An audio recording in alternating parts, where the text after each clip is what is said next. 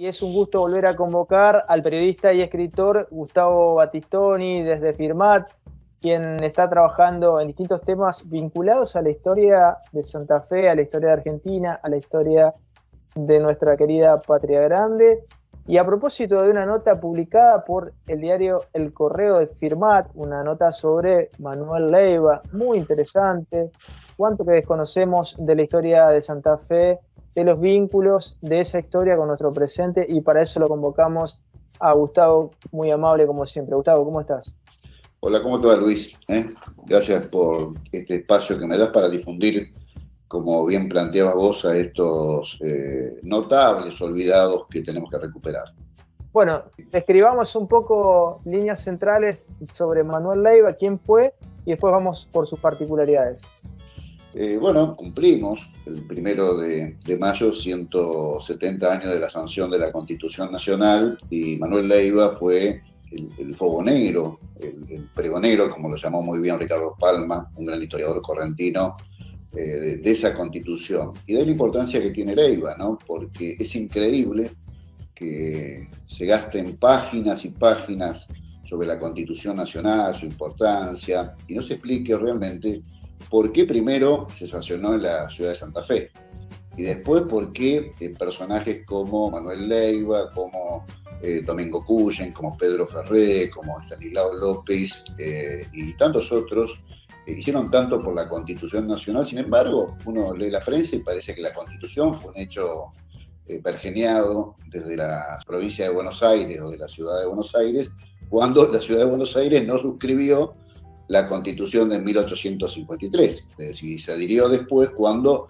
tenía la sartén por el mango, después de primero de 1860, pero básicamente después de la batalla de Pavón y la derrota del federalismo argentino. Entonces Leyva ocupa un lugar de excepción porque desde sus primeros pasos en la política, él había nacido en la ciudad de Coronda, en 1794, fue un luchador por la unidad nacional, que él entendía que debía darse a partir de una norma escrita, una constitución, donde las obligaciones, los deberes, las garantías de los ciudadanos debían manifestarse claramente.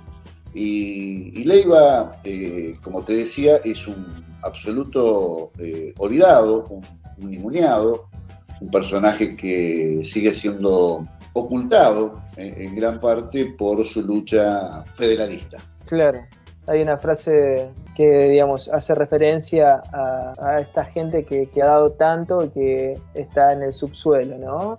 Tiene mucho que ver con lo de la historia nacional, con el recorrido que haces habitualmente por estos rincones de la historia provincial y nacional, Gustavo, ¿no? ¿Qué valor que tiene esto también para entender nuestro presente? Sí, porque Leyva es esencial, primero porque fue el ideólogo del Pacto Federal de 1831. Ese pacto, que es el pacto preexistente más importante, que fue sancionado un 4 de enero de ese año en la ciudad de Santa Fe, tuvo a Leyva como el ideólogo. Además, Leyva fue no solamente el ideólogo, sino un crítico de la política de Juan Manuel de Rosas, que él decía en dos cartas notables, una a Tadeo Acuña, que fue ministro de Gobierno de Catamarca, y en otra a José de Oro, que era un político muy importante de San Juan, que Buenos Aires no quería la Constitución Nacional.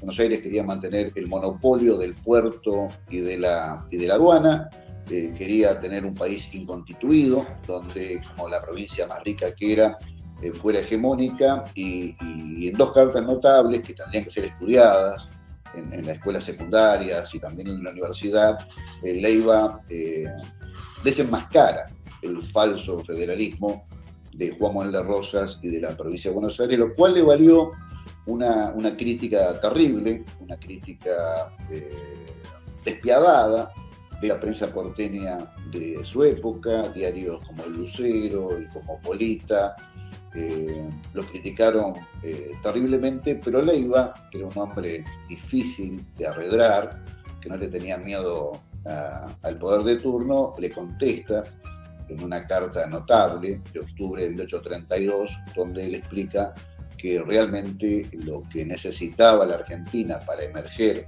como nación era una constitución donde estableciera claramente que el puerto y la aduana de Buenos Aires pertenecía a todos los argentinos y no solamente a la provincia de Buenos Aires. Por eso el valor que tiene Leyva, y por eso Leyva después siguió luchando, después de 1832, por 20 años para lograr la Constitución Nacional, que lo tuvo a Leyva como representante por la provincia de Santa Fe, en el Congreso Constituyente, ¿no? Claro. Y hace de Leyva un hombre de la política del litoral, porque nosotros, los santafesinos, y Leyva lo tenía claro, Leyva propone, cuando era representante de Corrientes ante el Pacto Federal, que no solamente sea el puerto de Buenos Aires, el puerto que se comunicara con el mundo, sino el puerto de Santa Fe, de la ciudad de Santa Fe. Fíjate la importancia que tiene para los santafesinos. Él ocupó varios cargos en la provincia de Santa Fe, ocupó varios cargos también en la provincia de Entre Ríos y Corrientes, lo que no lo hace un camaleón político, sino un político muy versátil, porque entendía que los intereses del litoral eran intereses geopolíticos. Hoy que hablamos tanto de la geopolítica, de la cuenca, que hablamos tanto de la hidrovía, Leyva entendía que nuestra región era el litoral, que las provincias Claro. debían unirse para tener una política diferente de la provincia de Buenos Aires, del poder que tenía la provincia de Buenos Aires de tener el monopolio de la aduana y del puerto que había heredado del virreinato de Río de la Plata, y que muchos porteños creían que los provincianos todavía éramos súbditos antes del rey de España, del virrey, y en esa época de la provincia de Buenos Aires, ¿no? Ahora, fíjate estas fechas que mencionás, Gustavo, qué trascendente, ¿no? Me imagino la figura de Leyva, porque estamos hablando que 1810, bueno, un suceso fundamental, la Revolución de Mayo, la llamada Revolución de Mayo, en las postrimerías de 1820, 1822, 23, la guerra de la independencia en Argentina, y bueno, la muerte de Dorrego posteriormente, es un suceso fundamental en la línea que vos estás mencionando, y 1832, ahí muy cerquita de todos estos acontecimientos históricos, donde, bueno, lo de Dorrego es claramente un golpe de Estado, quizás el primer golpe de Estado, y bueno, llamar a una constitución es llamar también a un ordenamiento de toda esta situación de violencia y de falta de diseño, ¿no? Del nosotros. Sí, Leyva la plantea, fíjate, en términos muy paradójicos, de lo que era la Confederación Argentina, después del Pacto Federal o anterior, había vencido al Imperio de Brasil, nos habíamos sacado a España de encima, pero sin embargo no éramos una nación. No teníamos una constitución que establezca con claridad qué rol cumplía cada provincia. Y de la importancia que tiene Leyva. Otra importancia del pensamiento de Leyva es su proteccionismo económico. Era una persona que veía que sin industrias no teníamos posibilidades de desarrollo. Es más, él decía, salvo el puerto de Buenos Aires, los puertos del interior, de Santa Fe, de Corrientes, de Paraná, estaban secos, estaban vacíos porque todo el poder y todas las rentas quedaban en la provincia de Buenos Aires. Y él quería una constitución para eso, para decir claramente que el puerto de Buenos Aires, la aduana de Buenos Aires, y hoy en día con el tema del canal de Magdalena, donde vamos a pagar todos los argentinos con rentas nacionales, una obra que va a beneficiar básicamente a la provincia de Buenos Aires, tiene en la actualidad Leyva una actualidad palpitante como pensador, ¿no? Así como Pedro Ferré, como también nuestros grandes próceres santafesinos, Cuyen, el padre Amenábar, que pelearon tanto por el federalismo, porque el federalismo en la Argentina lamentablemente es una palabra declamada, pero en la práctica, y hay que ver los candidatos, como qué candidatos bajan a las provincias, de dónde vienen, dónde arman su estrategia política, no tiene nada que ver con lo que está pasando en las provincias, desconocen las provincias, estamos en un estado de indefensión, te diría hasta cultural, mental, los provincianos y los santafesinos, muy grande. Entonces volver a Leyva, a este hombre que entendía que la geopolítica santafesina pasaba por el litoral, a Pedro Ferré y tantos otros personajes tan importantes, no es un hecho, una evocación, es una necesidad política actual, es un pensamiento actual, aquello que decía Benedetto Croce de que toda historia es historia contemporánea. Bueno, la contemporaneidad de Leiva se demuestra en que sus ideas políticas tienen plena vigencia, ¿no?